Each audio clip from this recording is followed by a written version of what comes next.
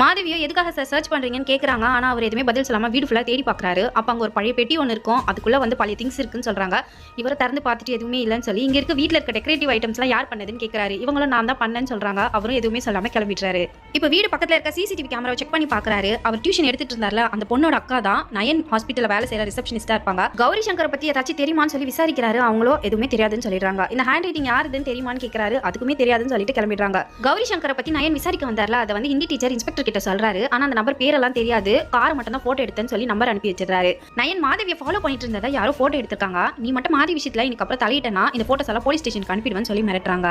இப்போ ஒரு திருடன் போலீஸ் கிட்ட மாட்டிருப்பான். அவன் கிட்ட கௌரி சங்கரோட பர்ஸ் இருந்திருக்கும். அதுல அவருடைய ஆதார் கார்டு டீடைல்ஸ்லாம் இருக்கு. இந்த பர்ஸ் உங்ககிட்ட எப்படி கிடைச்சதுன்னு சொல்லி விசாரிக்கிறாங்க. அவனுக்கு கீழே தான் இருந்துச்சு. நான் அவர்கிட்ட இருந்தெல்லாம் திருடலான்னு சொல்றான். போலீஸா அங்க இருக்கிற இடத்த செக் பண்ணி பாக்குறாங்க. அங்க ஒரு பழைய ட்ரெஸ் கிடைக்குது.